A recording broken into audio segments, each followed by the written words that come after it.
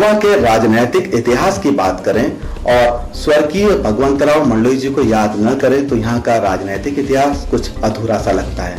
आज हमारे बीच हैं स्वर्गीय भगवंतराव मंडलोई जी के परिवार के सदस्य श्री अमिताभ मंडलोई जी। तो खंडवा टीवी के स्टूडियो में स्वागत है आपका। आप साफ सुथरी आपकी एक राजनीतिक छवि है और आपकी अप्रोच 10 जनपद तक भी है। तो आपकी इस अप्रोच का जो पहुंच का लाभ है खंडवा जिले को कितना मिलेगा? देखिए, मैं ये मानता हूं कि जो भी सामाजिक, औद्योगिक एवं पूरे क्षेत्र का विकास में राजनीतिक जो हमारा रिप्रेजेंटेशन है, जो हमारे राजनेता जो हम चुन के ला जाते हैं, उनका बहुत बड़ा हाथ है। इतिहास गवाह है। हमने हिंदुस्तान के इतिहास में देखें तो आज़ादी से लेकर अभी तक जहां जहां अच्छी लीडरशिप पैदा हुई है वहां पे हमने उस क्षेत्र का बहुत अच्छा विकास हुआ। तो निश्चित रूप से मेरे प्रयास है कि अगर हम हमारी बात को जो डिसीजन मेकर्स हैं, जो निर्णय लेने की स्थिति में लोग हैं, उन तक दमदारी से पहुंचा सकें और उनको इस दृष्टिकोण से पहुंचा सकें कि उनको वाकई विकास को हम वहां तक धारा को ऊपर से लेकर नीचे तक ले सकते हैं, तो निश्चित रूप से उसका फायदा मिलेगा। और आने वाले समय में मेरा पूर्ण विश्वास है कि खंडवा को भी जो ये एक लंबा अंतराल जिसमें हम विकास की कहानी रुक सी गई है, उसको जल्द ही हम वापस पटरी पे ले आएंगे। मैं मानता हूं कि एक तरह से गाड़ी जो पटरी पे उतरी हुई है वो वापस पटरी पे आ जाएगी और निश्चित रूप से इसमें जो पावर्स टू बी है, जो डिसीजन मेकर है, उनका सहयोग निश्चित रूप से मिलेगा। आपने लोकसभा का चुनाव भी लड़ा था। आपके नजरिए से खंडवा जिले के जो सांसद रहे हैं उनको आप राजनीतिक में कितना सक्सेस मानते हैं? ये राजनीतिक रूप से तो निश्चित रूप से वो सक्सेसफुल है क्योंकि चुनाव जीते हैं, उसमें तो कोई दो मत नहीं है। पर राजनीति और जननीति, मैंने पहले भी कहा था, राजनीति का उद्देश्य मेरा कदापि ये नहीं किसी पद पे आना। अपने आप में राजनीति का अगर अंतिम उद्देश्य है तो वो राजनीति सिर्फ एक राजनीति जो आज के हम विश्लेषण में जो सामान्य लोग राजनीति समझते हैं उस पर सिमट के रह जाएगी। और जो हमारे पास इतिहास है, जो खंडवा का भी आपने पूज्य दादाजी का नाम लिया है, तो राजनीति करने का उनका उद्देश्य ही कुछ और था। क्षेत्र का विकास, अपने लोगों से जुड़ाव, अपने लोगों को आगे बढ़ने का मौका देना, यही उनका उद्देश्य था। और इसी उस आयाम में मैं यह बड़ा दुखद प्रसंग मानता हूं कि खंडवा में इतने लंबे अंतराल तक उनको इतना अच्छा सुअवसर प्रदान हुआ, परंतु उसका उपयोग बिल्कुल देश मात्र में नहीं हो पाया। राजनीतिक रूप से जरूर सफलता मिली है, पर लोगों के बीच में जो काम होना था वो बिल्कुल नहीं हुआ। आपके प्रयास लंबे समय तक रहे हैं खंडवा में कांग्रेस को एकजुट करने के लिए, तो ये अभी चुनाव फिर सामने हैं और कुछ समय बाद ही जो जनता अपना मत भी देगी, तो कांग्रेस के लोगों को आप कितना एकजुट कर पाए? देखिए, पॉलिटिकल साइंस में ये कहावत है कि नथिंग सक्सीड्स लाइक सक्सेस। ठीक है, ये बात सही है कि लंबे समय से कांग्रेस को पराजय का मुंह खंडवा में देखना पड़ रहा है। और मैं ये भी मानता हूं कि जो संगठन की या जो कांग्रेस में स्थिति जो इसका आप अभी बयान कर रहे हैं, उसके लिए ये भी जिम्मेदार है, क्योंकि जब तक जीत नहीं हासिल होगी कोई भी चीज के मतलब नहीं निकलता है। राजनीतिक रूप से हम एक उद्देश्य को लेकर चल रहे हैं, जब जीत हासिल करते हैं तो हम उद्देश्य की पूर्ति कर सकते हैं। और ये निश्चित रूप से हमारा कमजोरी रही है, इसको मानने में कोई बात नहीं, सभी लोग जानते भी हैं। खंडवा एक दूसरी जो कमजोरी जो लोग आमतौर पर कहा करते हैं कि प्रत्याशी चयन के मामले में इसके पहले भी कांग्रेस कई बार जो है जो खंडवा की जनता चाहती थी उसके मुताबिक उन्होंने प्रत्याशी नहीं दिया। देखिए, प्रत्याशी चयन प्रक्रिया जो है या जो इसका डिसीजन है, ये बहुत ही मतलब किसी का एक पॉइंट ऑफ व्यू पे नहीं प्रत्याशी चयन हो सकता है। और हमारे इस बार प्रत्याशी चयन में एक बहुत बड़ी अच्छी प्रक्रिया का इस्तेमाल किया गया, जिसमें इंडिपेंडेंट ओपिनियंस, सारा एक स्क्रीनिंग कमेटी का यूज किया गया। और मैं मानता हूं कि प्रत्याशी चयन में कोई गलती कांग्रेस की ओर से ऐसी नहीं हुई है और हम विजयी उम्मीदवारों को टिकट दे चुकी है कांग्रेस, और विजय निश्चित रूप से हासिल होगी। हाँ, मेरे किसी के पॉइंट ऑफ व्यूज में अंतर आता है, किंतु कांग्रेस एकाग्र रूप से देखा जाए तो इस कांग्रेस के लिए हितकारी डिसीजन है। खंडवा की बात करते हैं, खंडवा के बारे में बताएं कि यहाँ दिनेश सोनकर जी प्रत्याशी हैं आपके कांग्रेस के, तो उसके लिए आप और आपकी टीम कितना समय दे रही है? निश्चित रूप से हमने आज मतलब उसमें कोई प्रश्न ही पैदा नहीं होता। कांग्रेस एक पूरी टीम है, उसमें सभी कांग्रेस जन टिकट लेने तक अधिक प्रतिद्वंदिता होना जरूरी है, बिकॉज कंपटीशन से ही एक्सीलेंस क्रिएट होता है। जब कंपटीशन पार्टी के अंदर है, उससे आपसी प्रतिस्पर्धा से लोगों में अपना जोश पैदा होता है। किंतु टिकट होने के बाद, और भी खंडवा में एक बहुत ही स्वस्थ परंपरा हुई थी कि टिकट होने के पहले ही सारे प्रत्याशियों ने अपना लिखित रूप से एफिडेविट दे दिया था कि हम सब प्रत्याशी हैं, अपने आप को प्रत्याशी योग्य मानते हैं, किंतु हम जिनका भी चयन किया जाएगा उसके बाद हम उसके लिए पूर्ण सहयोग करें। और वो बात सामने भी आ गई। आप देख रहे हैं कि जो भी प्रत्याशियों ने अपना मांग की थी, वो आज जो चयनित प्रत्याशी उसके लिए पूरी तरह से लगन से काम कर रहे हैं। खंडवा का जो विधानसभा सीट है, ये ब्राह्मण और मुस्लिम बहुल जो यहाँ पर वोटर हैं, तो इन दोनों जो वर्गों को आपका प्रत्याशी अपनी तरफ करने में कितना सफल होगा? देखिए, अब मैं थोड़ा सा आपसे इस बारे में हट के बात कर रहा हूँ कि हम बहुत जल्दी ही इस निष्कर्ष पे पहुंच जाते हैं कि कोई भी सीट सिर्फ जाति आधार पे हो जाएगी। एक मिथ सा की बन गई है, मैं उसको पहली बात तो थोड़ा नकारता हूँ। जरूर है कि लोग अपने समाज के लोगों को आगे बढ़ना देखना चाहते हैं, परंतु खंडवा में खास तौर पे हम जिस स्थिति में है आज, लोगों की जो मन भावना है, जनमानस की भावना को मैं जहां तक समझा हूं, लोगों में अब एक ही भावना है कि प्रदेश के कदम ताल मिला करके हम खंडवा अग्रणी पंक्ति पे आए, और जो हम पिछड़ेपन से या अनेक समस्याओं से एक लंबे समय से जूझते आ रहे हैं, उससे छुटकारा पाना चाहते हैं। इसलिए ये तो एक निश्चित रूप से जाति का समीकरण कहीं ना कहीं मायना रखता है, पर वो लेवल 3 पे मेरे ख्याल से सबसे बड़ी लोगों की जरूरत आज जो है कि प्रदेश खंडवा जिले को या खंडवा विधानसभा की अगर हम बात करें, अच्छा प्रत्याशी मिले जो खंडवा शहर को जिस आज बहुत बदतर हालत में आ गया है उससे उबार सके। दूसरा, वह सभी लोगों के बीच में सामुदायिक सौहार्द स्थापित कर सके। और तीसरा, वह अच्छा प्रत्याशी हो जो लोगों के बीच में सामाजिक रूप से एक्सेप्टेबल हो सके। तो इसलिए मेरे ये जो तीसरा ये इसको मैं इतना महत्वपूर्ण नहीं मानता। जातीय समीकरण जो है वो वोटों का विभाजन नहीं करते हैं, लेकिन टिकट मांगने के लिए जरूर जो प्रत्याशी रहे हैं उन्होंने इसको बार बार आजमाया है खंडवा में। देखिए, जैसे कि एक अगर किसी लड़की के लिए लड़का देखने जाते हैं तो हम सब चीज देखते हैं, उसका परिवार भी देखते हैं, उसके दादा भी देखते हैं, दादी भी देखते हैं, घर भी देखते हैं, नौकरी भी देखते हैं। तो प्रत्याशी चयन में भी सभी चीजों को उसको उलट पलट के सब तरह से प्रत्याशी को देखा जाता है। और इस बात को हम मध्य प्रदेश में कुछ इस चुनाव में कुछ ज्यादा इसको हम मान्यता देने लगे हैं। ये it is one of the factors, but it is not the only factor. यानी खंडवा का जो प्रत्याशी उसको हर तरह से ठोक बजा के कांग्रेस ने इस बार अपने पैमाने पर जो है नापा है। निश्चित रूप से उनका पूरा उन्होंने किया है। एक चीज और जो है कि प्रदेश में सुरेश पचौरी जी ने जो उनके ऊपर एक जो आरोप लगता है कि ब्राह्मणवाद को बढ़ावा दे रहे हैं, क्या कहना चाहेंगे आप इसमें? देखिए, ये तथ्यों पे चले जाए, हम क्यों किसी बात को हम भले ही वो हमारा प्रदेश कांग्रेस कमेटी का गठन हो, चाहे टिकटों का वितरण हो, आप पूर्व और वर्तमान का देख लें, कहीं भी जैसा कि मैंने पहले भी कहा था, हर चीज में एक बहुत अच्छा कांग्रेस में पचौरी जी एक खुद मैकेनिकल इंजीनियर है, गोल्ड मेडलिस्ट है। उसके बाद उन्होंने पूरी एक बहुत राज्यसभा में एक लंबा समय व्यतीत किया है और बहुत अच्छा उनके पास ज्ञान है। तो उसका उपयोग करके उन्होंने सभी लोगों को मिला करके एक बहुत सामंजस्य साथ में आज प्रत्याशी चयन भी किया है। और सभी प्रकार से संगठन और प्रत्याशियों में मुझे ऐसा कहीं प्रतीत नहीं होता है। अब ये जरूर है कि चूंकि वो ब्राह्मण है इसलिए बोलना एक वो बन जाता है, पर ऐसा कहीं भी मेरे को फैक्ट्स एंड फिगर्स में आप देखेंगे तो ऐसा कहीं भी हुआ नहीं है। आप एक जाने माने उद्योगपति हैं, तो आपके इस अनुभव का लाभ खंडवा की जनता को कैसे मिलेगा? देखिए, कोई भी चीज मैं मानता हूं कि अगर कंस्टिट्यूएंसी में अपनी कोई विकास करना है तो एक प्लान होना चाहिए। आज आई एम फॉर्चुनेट कि मेरा बहुत सारे जो सांसद है, हमारे ज्योतिरादित्य सिंधिया जी हैं और देवड़ा जी हैं, बहुत सारे सचिन पायलट हैं। अब इन लोगों से हम सीखते भी हैं, देखते भी हैं कि आपके पास प्लान है। अनफॉर्चुनेटली हमारे पास इस क्षेत्र के लिए कोई प्लान बना ही नहीं। तो अगर हम होने का, मैं ये नहीं बोलता हूँ कि मैंने कुछ एक्स्ट्रा ऑर्डिनरी करने जा रहा हूँ, पर अगर आप एक प्लान रखेंगे अपने सामने तो 5 साल का समय जो हमारे भारतीय संविधान में एक सांसद को दिया गया है, ये सफिशिएंट समय होता है कि आप जिस दिन से आपको सांसद की शपथ दिलाई जाए, अगर आप काम में जुट जाए तो 5 साल में बहुत कुछ जमीन पे हासिल कर सकते हैं। यानी आप प्लान बनाकर काम करने में रुचि रखते हैं। प्लानिंग ही इस सबका आधार है, क्योंकि अक्सर ये होता है कि हम जब अगला चुनाव आने की तिथि नजदीक आती है तब सबकी नींद खुलती है और वो वापस इस काम में जुटते हैं, और पहले के 3-4 साल तो अन्य, जैसा आप बोल रहे हैं, राजनीति करने में निकल जाते हैं। आने वाले लोकसभा चुनाव के लिए आप कई वर्ष पहले से प्लानिंग कर रहे हैं।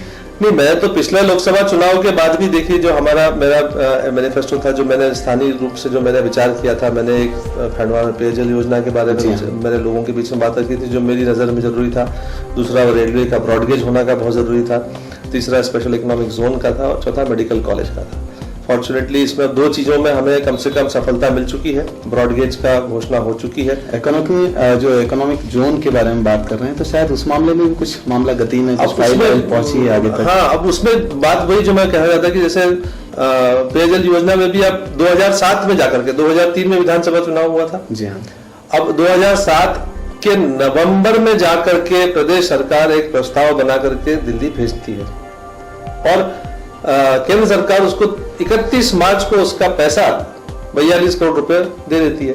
अब वो अगर स्पेशल इकोनॉमिक जोन के बारे में भी हमारा प्रथम दिन से ये अनुरोध था कि आप इसका योजना तो प्रदेश सरकार को ही बना के देनी पड़ेगी। आप कार्य योजना बताएं कि हमारे पास ये जमीन है, हम ये पानी है, हमारे पास इतने लोग विस्थापित हैं और इसका अगर योजना जाती है तो हम निश्चित रूप से आज ही मानते हैं। पर आज भी ऐसी कोई कॉन्क्रीट प्रोजेक्ट केंद्र सरकार के प्रस्तावित नहीं गया। हमारा बार बार हर मंच से प्रदेश सरकार को अनुरोध करते रहे, उम्मीद करते हैं अभी भी अब तो कोई समय उनके पास रहा नहीं है। अब आने वाली सरकार निश्चित रूप से कांग्रेस की सरकार होगी और वो सरकार इस काम को हम अगली लोकसभा चुनाव होने के बीच में दरमियान में कोशिश करेंगे कि इस पर कुछ प्रगति हो जाए। खंडवा में नर्मदा का जल जो है चुनावी मुद्दा बनता रहा है।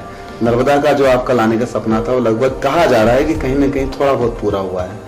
तो क्या होगा आने वाले समय में? क्या आपकी अगर सरकार बनती है तो क्या ये फिर से बीओटी योजना के तहत होगा? देखिए, इसमें क्या हुआ, जैसे नर्मदा योजना के थोड़ा सा पीछे जाए, एक और योजना बनी थी जिसमें कि 28 करोड़ रुपए केंद्र ने जो बस्तियां जो कि मलिन बस्तियां कहते हैं, जो उन बस्तियों के लिए सेंट्रल गवर्नमेंट की योजना थी। अब योजना बना करके उसको भेजना, उसके बाद केंद्र सरकार आपको उसके लिए पैसा भी दे देती है। उसके बावजूद भी जब तक यहाँ की स्थानीय लोकल गवर्नमेंट, लोकल बॉडी हो चाहे प्रदेश सरकार हो, अगर उसमें वो कार्य करने के लिए इच्छा शक्ति नहीं है या उनका आपसी राजनीतिक कहीं न कहीं कोई गुटबाजी है, प्रतिद्वंदिता है, उसके कारण ये योजना उलझ रही होता है। जो मैंने बोला कि अगर राजनीतिक नेतृत्व में वो क्षमता नहीं है, उनकी दूरदृष्टि नहीं है कि इस बात को, तो आज हमारा मार्च 2008 में 31 मार्च को जब पैसा आ चुका है और ये बड़ी दुख की बात है, मतलब मैं कोई इसका राजनीतिक रूप से कहना नहीं चाहता हूँ, ये खंडवा वाले के होने के हिसाब से कि आज नवंबर में हम आ गए और उसमें हम जहाँ के तहाँ हैं। कम से कम उस पर अगर आज हम कहीं प्रगति होते तो हम मान सकते थे कि अगली गर्मी तक हमें पानी की कुछ उपलब्धता हो जाएगी। पर यह स्थिति तब तक नहीं सुधरेगी जब तक स्थानीय जो लीडरशिप है, जिनको हमने चुन के भेजा है, वो इस बारे में ईमानदारी के साथ काम करें। यानी कि खंडवा को शिव कुमार सिंह जैसे जो है दबंग नेता की जरूरत है, जो अपनी जनता के लिए बात को न केवल सूचना के मतलब लोकसभा के पटल पे भी रख सके बल्कि उसके लिए लड़ भी सके। निश्चित रूप से अगर देखिए दबंगता में किसी दबंगता आज के समय में आप हमने जहां जहां भी देखा है, सिर्फ राजनीतिक रूप से हमें लोग हमें चुन करके भेज रहे हैं, हमें ताकत दे रहे हैं कि हम उनकी सबकी आवाज बन के ऊपर जाते हैं। उसको हम किस प्रकार से रखें और विपक्ष में रहते हुए भी लोगों ने काम करवाए हैं, ऐसी बात नहीं है। आज भारतीय जनता पार्टी के सांसद मध्य प्रदेश में बहुत सारे हैं और केंद्र में कांग्रेस सरकार है, पर मध्य प्रदेश में जितना विकास हुआ है इतना आया है, ऐसी बात नहीं है कि नहीं आया। तो ये करवाने का मैं नहीं मानता कि उसके लिए किसी के कोई दबंगता तो जरूरी है, पर जो करने की जो मैंने बात की मुख्य बात जो है कि करने की इच्छा शक्ति और सच्चाई, ईमानदारी अगर आपके अपने कमिटमेंट के प्रति हो तो उसमें कहीं दिक्कत नहीं आती, भले कांग्रेस की सरकार हो चाहे बीजेपी की सरकार हो। मंडली जी, बात करते हैं स्थानीय जो मुद्दे हैं, राष्ट्रीय मुद्दे हैं, इन पर पहले ये बताएं कि जो वर्तमान विधानसभा चुनाव है इसमें ऐसे कौन कौन से राष्ट्रीय मुद्दे हैं जो असर कारक होंगे?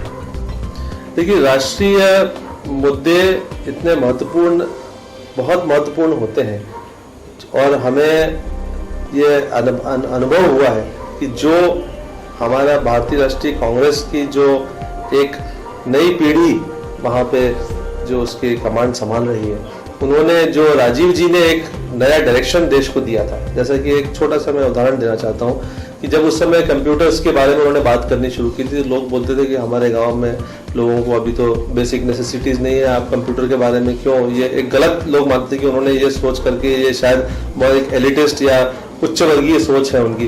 किंतु आज हम ये सब लोग जानते हैं कि कंप्यूटर से ही आज हमारे यहाँ पे हर एक गांव कस्बे के बच्चे यूएसए में सब जगह जाकर कर रहे हैं आईटी। एक सिमिलर जो आज हमारा जो राहुल जी का जो स्पीच अगर आपने सुना हो, जब कॉन्फिडेंस वोट हुआ था उस समय पर उन्होंने जो बात बोली थी कि जो सबसे गरीब व्यक्ति है गांव में, उसके लिए सॉल्यूशन हमारे पास एक जो उन्होंने जैसे एक न्यूक्लियर पैक्ट हुआ है, वो एक बहुत बड़ी चीज है। उसके द्वारा हम आने वाले 20 से 25 सालों के अंदर जो हमारे को जो ऊर्जा रिक्वायरमेंट है, ऊर्जा रिक्वायरमेंट के लिए हम इतने सेल्फ इंडिपेंडेंट हो जाएंगे और हम कम कीमत पे ऊर्जा उपलब्ध कर देंगे कि भले वो खेती हो, चाहे उद्योग हो, चाहे हमारी व्यक्तिगत घरेलू जरूरत की चीजें हो, उसमें हम एक इसका असर हम तब देखेंगे जाकर। तो तब हम याद करेंगे कि अगर ये नहीं किया होता, हम अगर कोयले से बिजली पैदा करते रहते अब तक, तो न जाने हमारे यहाँ प्रदूषण से क्या स्थिति हो जाती और आज हम क्या 10 रुपए 20 रुपए यूनिट की बिजली देते, या अगर हम जल विद्युत से करते तो न जाने कितने एरिया डूब में आ जाते। तो यह जो हमारा पैक्ट हुआ है, ये एक बहुत महत्वपूर्ण राष्ट्रीय मुद्दा है जिसको लोगों ने बहुत सराहा है और इस बात को हम लोगों के बीच तक पहुंचा रहे हैं और इस चुनाव में उसका बहुत बड़ा प्रभाव रहेगा। जैसे कि राजीव गांधी जी के जो सपनों का भारत था, तो राहुल जी के सपनों का क्या भारत है? देखिए, राहुल जी एक बहुत ही सौम्य व्यक्ति हैं और उनका ध्यान हमेशा जो सबसे निचले तबके, सबसे लाइन में सबसे पीछे, हमेशा हर कार्य में एक जो उनका स्टाइल ऑफ वर्किंग है या जो प्लानिंग है उस पर बहुत जोर देते हैं। तो निश्चित रूप से मानता हूं कि उनके लीडरशिप में हमें एक नया दौर देखने को मिलेगा जिसमें कि देश में हम एक जो डेवलपमेंट जो कि सबके लिए, सर्व जन के लिए, जन जन के लिए जो विकास की जो कल्पना है जिससे हर व्यक्ति को विकास का लाभ मिले, उसको हम अचीव कर पाएंगे। That is I think his dream. और क्या रहेगा इसके अलावा जो मुद्दा है, खासतौर पर राष्ट्रीय मुद्दों के बाद प्रादेशिक में से कौन से मुद्दे हैं जो इस मध्य प्रदेश में जो इस चुनाव में असर कारक होंगे? प्रदेश में सबसे बड़ा मुद्दा जो रहा है वो सभी लोग जानते हैं कि वो प्रदेश सरकार का जो आचरण, भ्रष्टाचार का आचरण रहा है, वो एक बहुत ही बड़ा मुद्दा है जिसने कि पूरे नए लोगों में कीर्तिमान, मैं कहना चाहूँगा, स्थापित कर दिए हैं। इतना व्यापक रूप से और ऊपर से लेकर नीचे तक, छोटे से छोटे अधिकारी से लेकर के बड़े से बड़े मंत्री तक, सभी लोगों ने मिल करके एक पूरे प्रदेश की जो संपदा थी या जो एक विकास के कार्य के लिए जो पैसा था उसका इतना दुरुपयोग हुआ है और ये किसी की नज़रों से छुपा हुआ नहीं है। आज हम गांव में जाते हैं तो लोग देखते हैं कि किस प्रकार से हमें जो रोजगार गारंटी का पैसा मिलना था, आंकड़े आज राइट ऑफ इंफॉर्मेशन में सारे आंकड़े उपलब्ध हैं। आज जो हमको कुआं बनाने के लिए पैसा मिल रहा था या अनेक योजनाओं में जो पैसा आना था उसका किस प्रकार दुरुपयोग है, किसी की से छुपा हुआ नहीं है और यह आक्रोश लोगों में पूरी तरह व्याप्त है। और यही सबसे बड़ा मुद्दा आज कांग्रेस लोगों के बीच में लेके जा रही है कि हम चाहते हैं कि जो भारत में 5 साल में विकास हुआ है और उससे जो पैसा केंद्र सरकार ने प्रदेशों को दिया है, उससे अगर वाकई वो पैसा हमारे यहाँ लग जाता तो आज हम किसी और स्थिति में होते थे। उसका जो दुरुपयोग करके इन्होंने अपनी जेबें भरी है, यही सबसे बड़ा एक मुद्दा हमारे प्रदेश स्तर पर भ्रष्टाचार का मुद्दा ही सबसे बड़ा मुद्दा रहेगा। इसके अलावा स्थानीय स्तर पर जो कुछ मुद्दे प्रभावशाली रहे हैं, उनमें से ऐसे कौन कौन से मुद्दे हैं जो आपके नज़र में, मतलब आपके नज़रिए से इस चुनाव में जो है मतदाताओं की सोच पर असर डाले? स्थानीय अगर खंडवा की बात करें तो सबसे बड़ा मुद्दा यह है कि ये शहर बड़ा इस शहर में भारतीय जनता पार्टी के नेतृत्व क्षमता में बड़ा विश्वास व्यक्त किया है। लगभग 15 साल से सतत उनको मौका दिया है विधायक के रूप में, उसके पहले अभी वर्तमान में भी महापौर, उसके पहले भी महापौर, अनेक रूप से अब सभी लोग जानते हैं। उसके बावजूद भी आज हम शहर पर नजर डालें तो हर प्रकार से ट्रैफिक इस शहर का पूरी तरह ध्वस्त हो गया है। लोग परेशान हैं, लोगों को आने जाने में दिक्कतों का सामना करना पड़ रहा है। किसी भी प्रकार का प्लानिंग कि शहर को हमको अगर आगे बढ़ाना है तो उसमें क्या चीज़ों की ज़रूरत है, चाहे हम बात करें ड्रेनेज सिस्टम की, सीवरेज सिस्टम की, उसमें कोई प्लानिंग नहीं है, या तो ये सॉलिड वेस्ट डिस्पोजल, कचरा प्रबंधन की, पेयजल योजना भी आज तक कोई, इतना सब मिलने के बावजूद भी उस पर हाथ पे हाथ रख के बैठे हैं। खाली घोषणाओं के ऊपर सरकार चलाना और चुनाव जीतने की इनकी रणनीति है कि चुनाव आया उसके पहले घोषणा कर दी कि हमने, और ये नर्मदा जल योजना एक उदाहरण है कि पैसा आया उसके टेंडर होने के पहले ही एक बड़ा सा कार्यक्रम कर लिया और सारे मुख्यमंत्री सब आकर के उसमें 10-20 लाख रुपए खर्चा कर दिए, मंच बना लिया और वाहवाही लूट ली, और जमीन में आज तक आदमी बेचारा यह जान ही नहीं पाया कि अभी तक हमको पानी आएगा कहाँ से, क्या होगा, कोई उसकी कार्य योजना नहीं। इसी प्रकार सभी को योजनाओं में सिर्फ कागजी तौर पे शायद वो ऐसा समझ रहे हैं कि खंडवा के लोग इतने मूर्ख हैं कि सिर्फ घोषणाओं के आधार पे उनको बार बार हम मूर्ख बना सकते हैं। तो स्थानीय रूप से तो ये बहुत बड़ा मुद्दा है। शहर का कोई भी विकास ना शासन की ओर से शहर में कोई अच्छी तरह वेल प्लानिंग होकर के चीज होने की जो संभावना थी, भले वो बस स्टैंड का मुद्दा हो, छोटे मुद्दे हैं जो हॉकर सेंटर, अब उनको वहां से विस्थापित कर दिया। आज तक उनके लिए कोई परमानेंट प्लेस ऑफ बनाई नहीं। आज उन लोगों की आजीविका पे खत्म हो चुकी है, वो लोग अब परेशानी में। तो ये बहुत छोटे मुद्दे हैं, इनको सरकार को करने में कोई बड़ा डिसीजन किसी केंद्र सरकार से कहीं कुछ नहीं चाहिए। सिर्फ जो या तो इनकी राजनीतिक आपसी एक दूसरे की प्रतिद्वंदता है और उसी के अंतर्गत ये प्रदेश खंडवा शहर में पूरा विकास को रोक करके और नीचे हमें परेशानियों में चले जा रहा है। ये सबसे बड़ा स्थानीय मुद्दा अगर मैं समझता हूँ कि खंडवा के नागरिक होने के नाते लोगों में ये भावना सबसे ज्यादा रही। मल्लू जी आपसे बात कर रहे थे मुद्दों की, तो मुद्दे तो आपने बताए हैं, कौन कौन से ऐसे मुद्दे रहेंगे जो आपके नजरिए से इस चुनाव में जो है कांग्रेस इस्तेमाल करेगी? और इसके अलावा डेवलपमेंट की बात करें, डेवलपमेंट के मामले में क्या होना चाहिए इस शहर में? मुद्दों में मैं पहले तो आपको कह रहा हूं कि मैं इस्तेमाल कोई भी मुद्दा नहीं करना चाहता हूं। मेरा पूरा उद्देश्य यह है कि ये मुद्दे लोगों के घाव हैं, इन घाव पे कहीं मरहम लग जाए। और चुनाव एक ऐसा मौसम है जिसमें कि नेताओं को जनता की सुननी पड़ती है। इस समय पे वो भले ही प्रधानमंत्री हो चाहे मुख्यमंत्री हो, वो गली गली जाके लोगों की सुनते हैं। आप खंडवा का उदाहरण लें तो आज सबसे ज्वलंत मुद्दा हमारा जो इतनी बड़ी धोखाधड़ी खंडवा के शहर के लोगों या पूरे जिले के लोगों के साथ हुई है कि एक जो जिसको कि हम कोऑपरेटिव बैंक कहते हैं, कोऑपरेटिव का मतलब ही है कि हम आपस में कोऑपरेशन कर रहे हैं और उसमें लोगों का विश्वास अर्जित करते हैं। उसमें विश्वासघात करके लोगों के साथ धोखा करके उसको जिस प्रकार से जन सामान्य का, एक साधारण व्यक्ति का, एक पेंशनर का, एक विडो का पैसे को अपने अपने लोगों में बांटने का जो पूरा चक्र चलाया गया, ये लोगों से कोई छुपा नहीं है। और इससे पूरे लोगों के सामने एक जो चरित्र है वो काम करने वालों का वो उजागर हो गया है कि जो नाम भगवान का ले और काम राक्षस का करें। तो यह चीज एक बहुत बड़ा मुद्दा रहेगा। मुद्दा नहीं में एक घाव है खंडवा पे जो लग गया है। एक सिटीजन बैंक था जो बुरहानपुर में इसी तरह का वाकया हुआ था, खंडवा में भी उसकी, और खंडवा में अब दीनदयाल बैंक अपने सबके सामने है और लोग सब पीड़ित उसमें आज परेशान होकर घूम रहे हैं। किसी के घर में शादी रुक गई है, किसी के बीमारी का इलाज रुक गया है, अलग अलग कारणों से लोगों ने अपनी जो जमा पूंजी रखी हुई थी आज उसमें वो भटक रहे हैं। तो यह मुद्दे से हमें सीख लेकर के जो भी इसके लिए दोषी हैं उनको सबक सिखाना बहुत जरूरी है। दूसरा जो मैं कह रहा हूँ, दूसरा क्या है जो हम चाहते थे, खंडवा शहर जो हम सुनते हैं हमारे पिताजी और दादाजी के समय में, दादाजी के हमारे पिताजी के समय की बात करें कि खंडवा शहर एक बड़ा आराम पसंद शहर था। लोग शाम को नहा धो के घूमने निकलते थे शहर में और एक दूसरे से मिलते थे। अब स्थिति ये है कि अगर नाक पे कपड़ा बांध के सिवा कोई शहर में घूम नहीं सकता है। इसका कारण क्या है कि जो पॉपुलेशन डेंसिटी तो बढ़ना निश्चित है क्योंकि जो ग्रोथ ऑफ पॉपुलेशन हो रहा है, तो जो ऐसी चीजें हैं उनको उठा के शहर से बाहर एक बहुत सिंपल सॉल्यूशन होता है जो टाउन एंड कंट्री प्लानिंग के एक्सपर्ट्स हमेशा हमारे प्रदेश में भी एक से एक है कि आप जो मेन जो कंजेशन सेंटर्स है, आपका बस स्टैंड है, उसको आप शहर के बाहर ले जाइए, लोगों को सुविधा भी मिले। बस स्टैंड शहर के बीच में जो स्थायी रूप से पुराना है वहां से लोगों को आ जाने के लिए शटल बस सर्विस है जिससे कि यहाँ से वहाँ लोग बिना किसी पैसा दिए जा सके, और जो लॉन्ग डिस्टेंस बसेस है वो दूर से चलेंगी। बहुत सिंपल सॉल्यूशन है, इसमें कोई रॉकेट साइंस नहीं है किसी को ये अगर करने के लिए। दूसरा जो कृषि उपज मंडी है वो शहर में पहले होती थी, पहले शहर छोटा था, मंडी बीच में थी, अब मंडी के लिए जगह भी है, सरकार पैसा भी दे चुकी है, जमीन भी एक्वायर हो चुकी है, परंतु वही आपसी विवाद, द्वंद, मैं लूंगा तुम लोगे, मेरे को मेरा नाम या तुम्हारा नाम, उसके उस चलते आज पूरा शहर उसकी दिक्कत भोग रहा है क्योंकि सारे किसानों को शहर के बीच में आना पड़ता है, लोगों को, रहने वालों को दिक्कत है।